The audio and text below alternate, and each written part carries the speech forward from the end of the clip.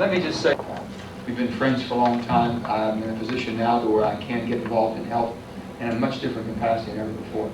Let me say this. I stand before you as governor against long odds. The chance of someone like me coming from where I came from, being governor, is unheard of. In West Virginia politics, in a lot of politics, the chance of Barack Obama being president of the United States is against long odds. So the American dream is still alive and well. It just depends on how bad you want it. I was raised as a privileged child. Now you would think as a privileged child, well, this must be something. I was raised not in a fancy home. It was a 3-room garage apartment. Every time my mother got pregnant, we got a new bunk bed. That was my entree to sex education. So, you know, I look at them, and I'll be talking about it as far as a privileged child, and they think we must have been raised in a big fancy neighborhood. I was raised across the railroad tracks down by Buffalo Creek in Farmington, a little town of 500 coal mine. So why in the world do I think I was privileged? I was raised with unconditional love, I guess. And that's a privilege today. I would believe that was a privilege then. I wasn't raised in any type of a stereotype with racial barriers or ethnic barriers, because it was working class. Everybody worked. If you wanted to work, you worked in the mines or a factory. There was a job, and everyone made the same amount of money. Everyone lived pretty much the same lifestyle. That was afforded back in the I was born in 47, so it had been early 50s, the best I can recall, and how we were all raised. And everyone interacted, everyone took care of each other. And I look at those pretty simplistic days. Now, maybe everybody didn't have that opportunity. I really didn't know that. I thought we were pretty much all alike. I didn't know there was such a thing as segregation or integration. Never did, because I never did see it. My father was mayor in 1954 when they were integrating the schools. So I started knowing something was different, something was wrong here. You know, my father had to explain that to me. So in that little town, it was just something pretty special. And but then I had grandparents. They were born on my father's side, they were born in Italy. On my mother's side, they were born in Czechoslovakia. My grandparents on my Italian side came here for economic opportunity back at the turn of the century. On my mother's side, they came here to escape the oppression of World War I, escape communism. So they're always looking for a better life. I mean, they had to get better. I see that whole thing, but then I don't know if you've ever seen some of my when I'm looking for Gail name, you know, not your resume, but my bio. I want to blank on that. My bio, basically, they'll say I got my heart for people from my grandmother, my head for business from my grandfather. Well, he ran a little grocery store. He made us all work.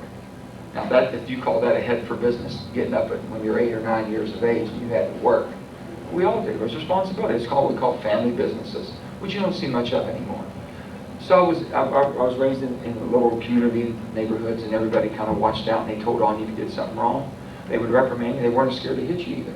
They'd whip you if you did something wrong, and didn't think anything, because they knew your grandmother or your mother would approve of that discipline. And I appreciate this guy right here. I'm with him all the way.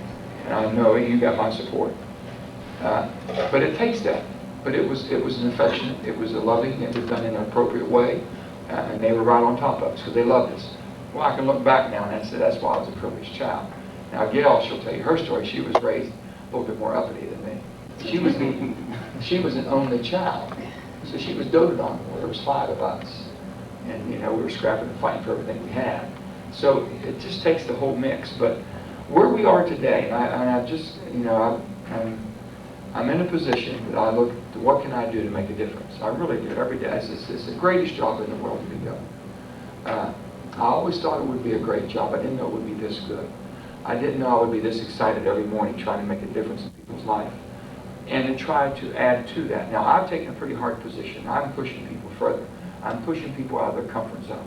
It's just not people coming to me and say they're going to threaten me and say, you know, if you don't do this, we're not going to vote for you. Well, if it doesn't make sense to me, it's not the way you would run your own life. Why would you expect me to use people's resources just because you're going to threaten me with political retaliation? That doesn't threaten me. I can make a living. I made it before, and I can make it afterwards. So I'm pretty confident that I can survive. But I'm also determined that I want to make a difference. And I really, it's nice, I guess, to be called governor. I'd rather be called Joe. It's nice to have that opportunity to call someone and say, I need you to do this. But I'd rather make them understand that it's the right thing to do, and you should be doing it whether I tell you or not. Those are the things and we're changing the face of government. If someone would ask me, what's my challenge today? My challenge is in getting you to believe how good you are. If I'm speaking to you or speaking to any West Virginian.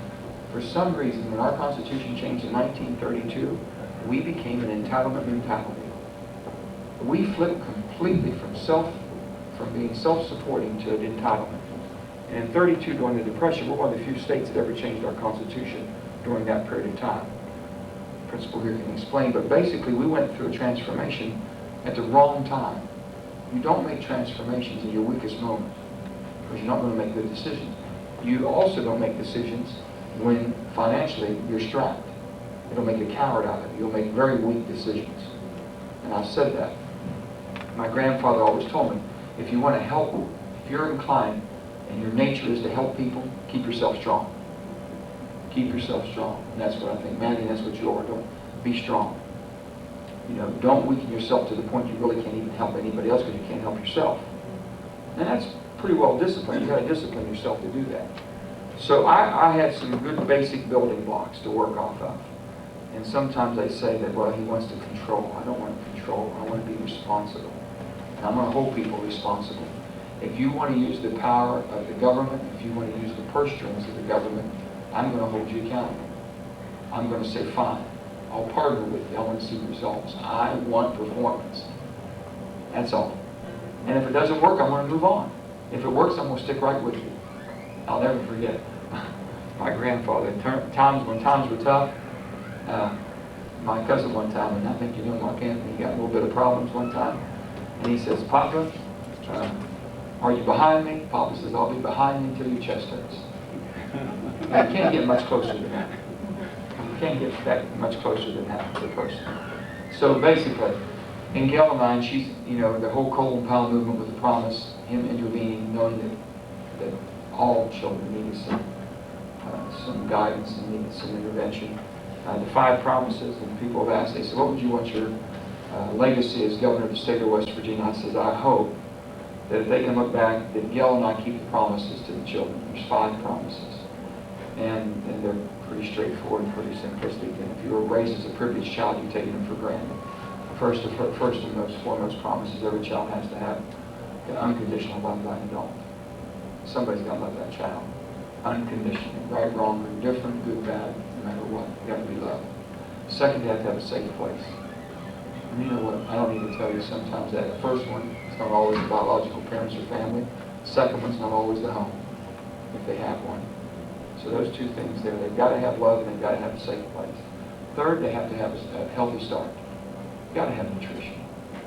And we reach out in so many different ways trying to make sure that we get nutrition to these children. They've got to have that. And then they have to understand also that they have a responsibility to take care of themselves, to exercise, to eat right, to do the right thing, and to make themselves strong. Fourth, they have to be taught a livable skill.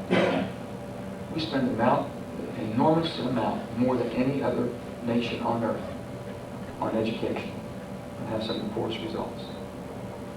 If any of you all in your business, or any of you all in your profession performed as poorly as we do, you'd be fired, or you'd be bankrupt, one or 2. It just doesn't work.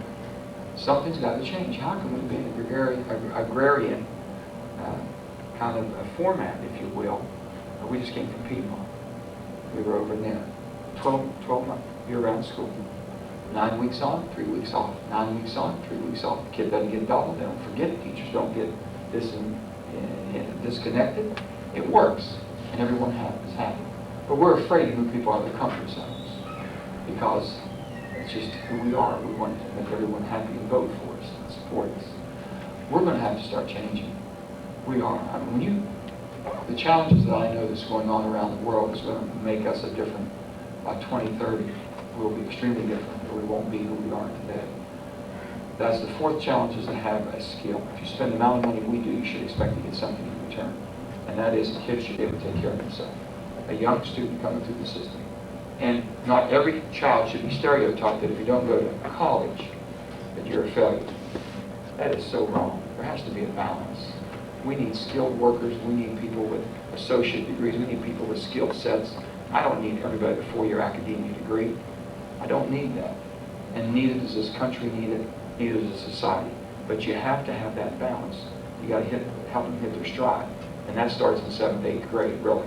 Start developing. And you can do it very simply. And I've said this. Very simply by telling your child, what type of a house do you want to have? What kind of car do you want to drive? What do you want to do with your life? And they'll pretty much lead you to what you tell and get them into skill sets that they can perform. We don't do that. We do that horribly. The 5th thing and the hardest thing are the promises.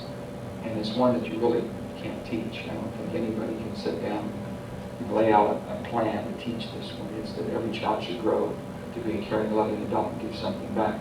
That happens by what you do. What Maddie does every day, what all of you do. It's the example that where I became a privileged child is I had that privilege to watch somebody who cared. My grandmother opened her home up, and she made sure it wasn't much of a home, but it was a home, and she shared it with every person who didn't have a place to stay. Every person needs something to eat, they come to Mama K's. If you were homeless, we didn't know. No one called anybody homeless in the 50s. You're down on your luck. Things were tough. That's goes so deep into the families and how we have to intervene. And she drives that. If it wasn't for her, the partnership that we have in this job, it'd be hard for us to be able to, I think, be able to reach as far as we're reaching and get as much accomplished. I really do. West Virginia is in the best shape we've ever been in financially. We truly are. Because I made a commitment that I'm going to make this state strong enough that I could help people that needed help. And the first 4 years have been tough. Because politicians, as you know, would like to spend money to make you happy. Whether it's meaningful or not, whether you have value to it or not. They just want to say, well, sure, I did this for you. Well, I've set a goal of getting infrastructure first, water and sewer. And then I put broadband and high speed in that to try to give people a chance to take care of themselves. So I'm spending every penny I can paying down debt and getting infrastructure. I'm fighting legislators every day, not throwing it away for a pool here or this or that, because right now we have to get the basics back. We get back to basics.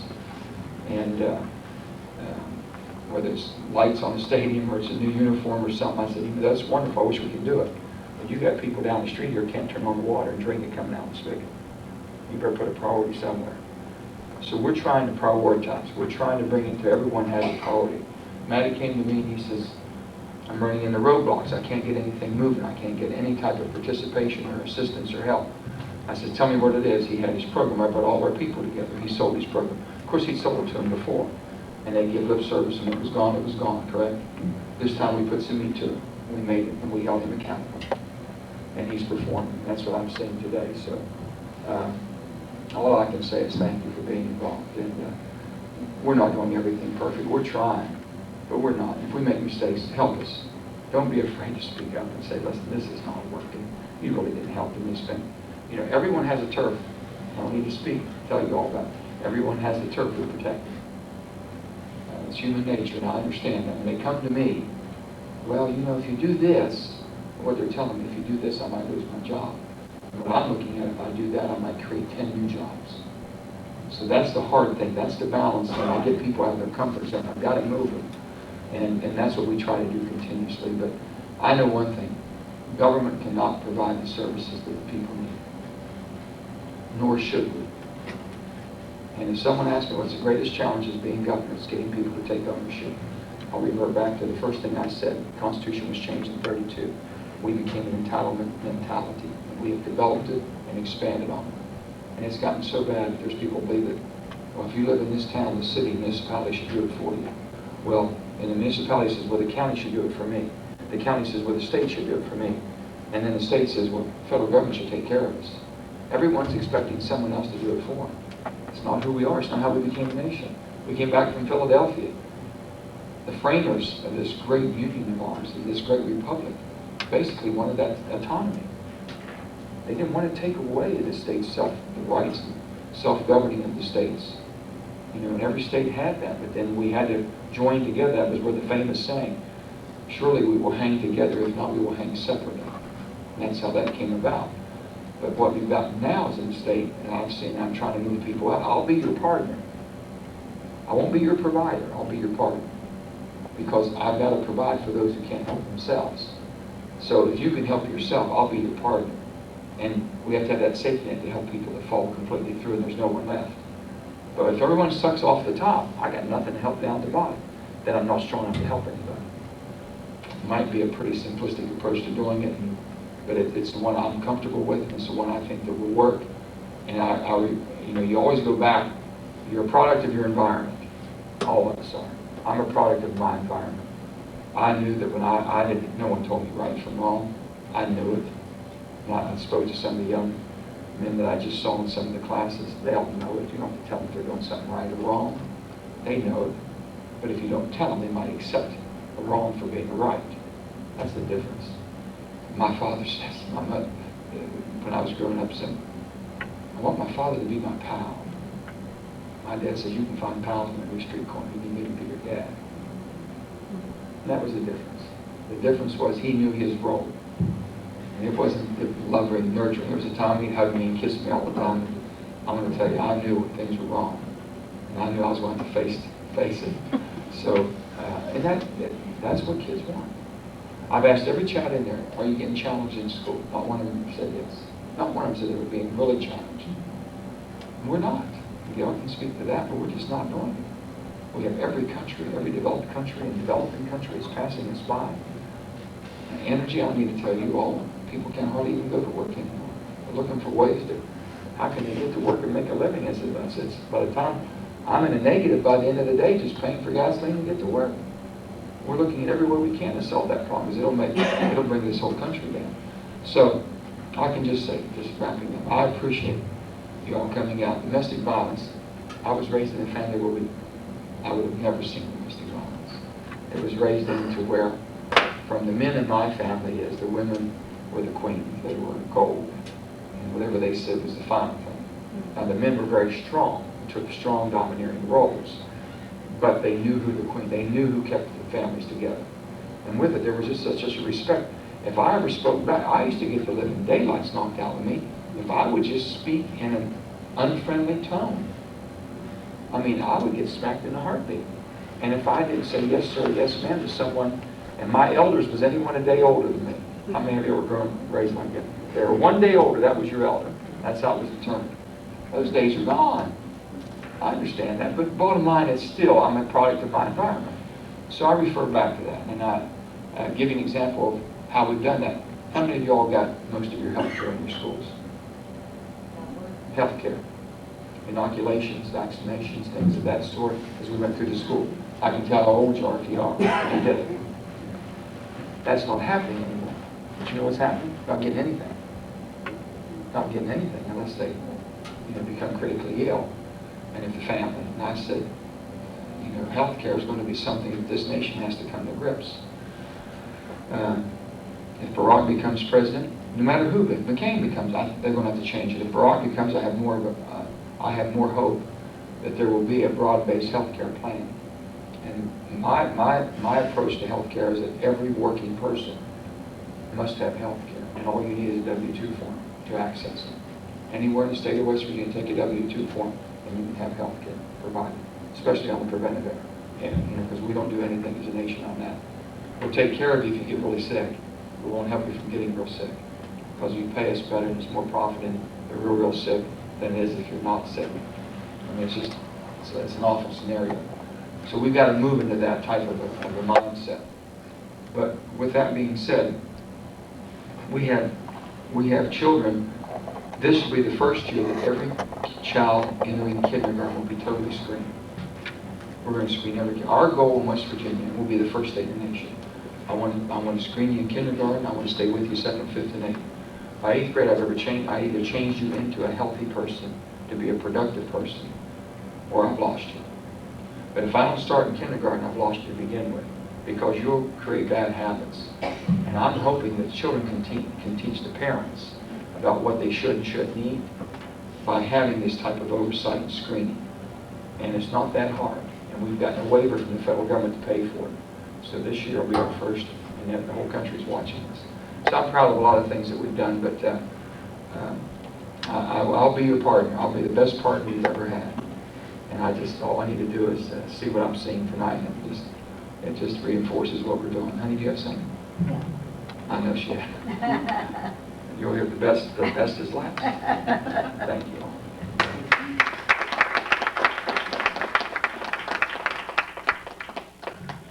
You know, one of the things that touches me, and I'm sure touches everyone in this room, is that just in Kanawha County alone, we have 400 homeless children. Now, whether they're living in a car or in someone's room, but these are children that get lost in the cracks. They, you know, in fact, our Department of Education said, well, it's hard to track these children. You know, they move from school to school, or they're here, they're there, and we can't always keep track of them. You know, we can't afford, there's not a child in Kanawha County or in this state that we can afford to lose. But when you think about 400 children that are homeless, and then what does that mean about their family structure? When I lived in Fairmont, I belonged to an organization, and we knew that we needed a domestic violence shelter. And so the first group that we went to was our faith community. And ministers kept saying, not in our church. Reverend Watts, have you heard that before? Not in our church. We don't have that problem in our church. Not on our street, not in our community. And we kept bringing evidence to them, kept bringing statistics to them, until finally they had to say, yeah, it is in our church. It is in our community. And so we opened Hope Incorporated in Fairmont and Marion County. And ministers had to begin saying in front of their congregations, we know there is a problem. And what we find is that for many people, and it doesn't have anything to do with money. It doesn't have anything to do with how much you have or how little you have. That's one resource in your life.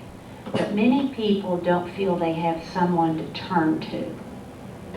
Now, I've sometimes used an example when I talk to people. If you got stranded out on a road somewhere, and we all have cell phones now, so provided that we've got a tower in the area, how many of you, right off the bat, would know 3 people that you could immediately call and you know they would come and get you if you were stranded on the road? 3 people. So you're pretty lucky. Think about that woman that's stranded on the side of the road and has no one to call. No one, no resource. And sometimes, like I said, it's not about money. It's knowing someone that you can trust, that you have a real relationship with. And so what I try to talk to young people, when we have those 400 homeless children in our classroom, and we can talk to them, we can stress to them that education is what gives you choices in life. If you've got an education, and the more you can build on your education, the more resources that you have, the more choices that you have in life. And that's what we have to keep impressing on our young people. You build your future with your education. That's how, it's not proving you're a woman by having a baby. It's not proving you're a man by getting a woman pregnant to have a baby. It's about getting an education and building your future around a quality of life that's around choices. And so we do have challenges in our community. We have challenges in our state and across this country. But I just commend each and every one of you that are here tonight, because it's about helping people understand what their choices are, that there are resources out there, so that if you were the one stranded on the side of the road, that you would have someone that you could call, that you could depend on, that would be there to support you through a tough time or through a struggle, or that would provide shelter for you if that's what you needed for safety. And I think so many of our young people and not so young people feel very alone One of the things that touches me when I visit schools and you talk to young people and they talk about how lonely they are. Now they're in a packed schoolhouse, people all around them, and they feel lonely, they feel isolated. And so we need to continue to encourage our young people that they should be each other's support system. We need to be good to one another. We need to pat each other on the back and say something positive. This bullying and harassing and tearing down is destructive to individuals, it's destructive to communities, it can destroy a society. We're losing our civility in our society, and we've got to bring that back, and we can do it one person at a time, one group at a time. But you all are the individuals in this community that build civility and unity and provide resources for those people out there that may not feel they have anyone in the world that they can reach out to. And for that, on behalf of the governor and I vote, thank you and God bless you for what you're doing for the children and the families in our community. Thank you.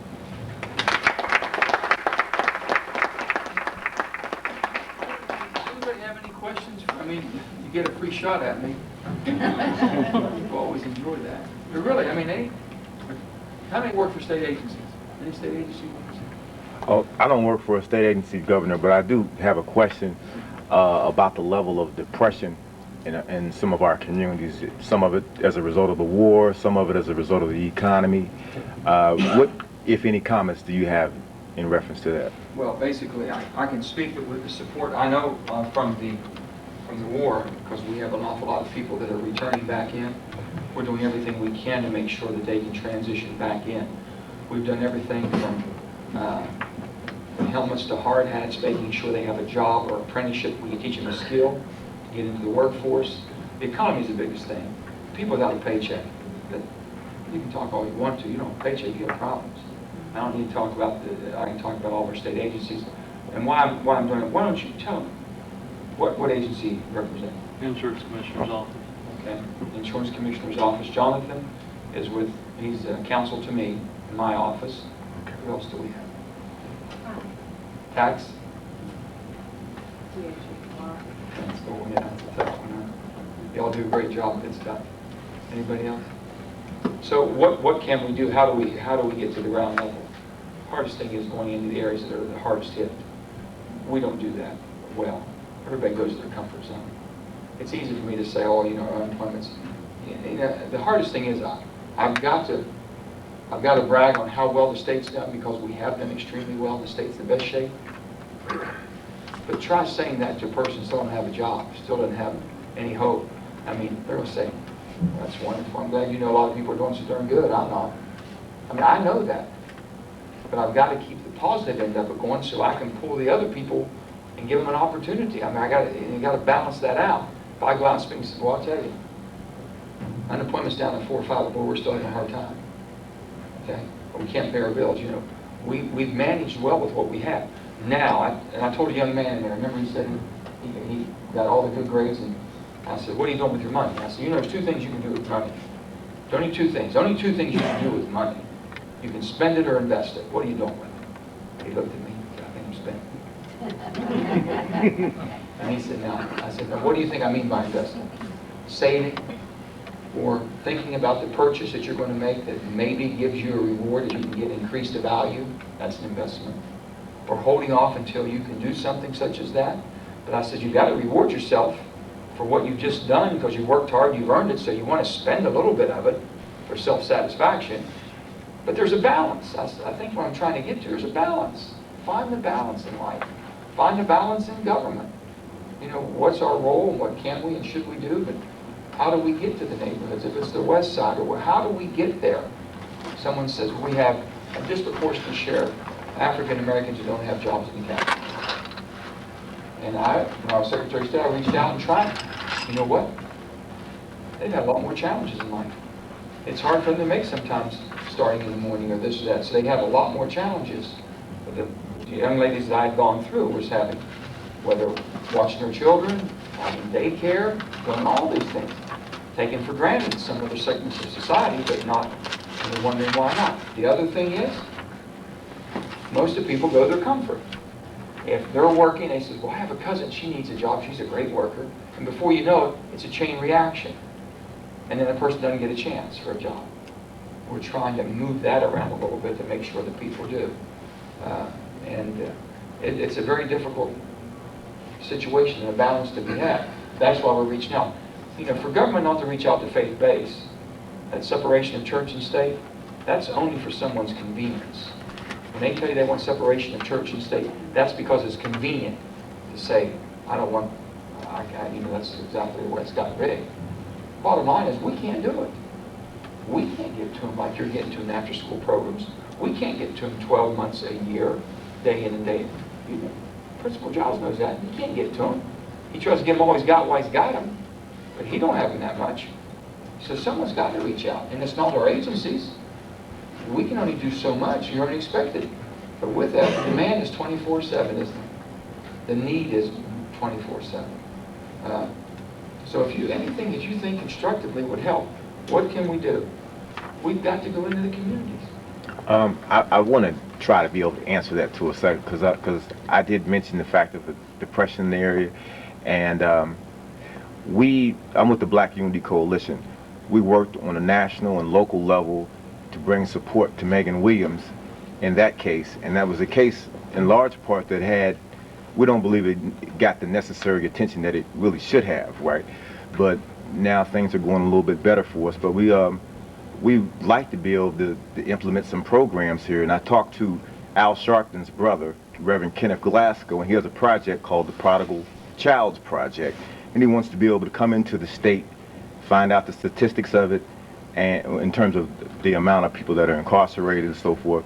And he has some programs that have been working down in Alabama. Is the state of West Virginia willing to be able to look at examples in other states that are effective? We're taking everything that we can to find success. The Challenge program, which is basically a program for youth, boys and girls, who have identified in their own life that they're challenged. They've got a problem. They're not going to make it. Right. And with that, they can enroll and go to a 26-week program that's run by the National Guard at Camp Dawson. It's been the best success ratio I've seen.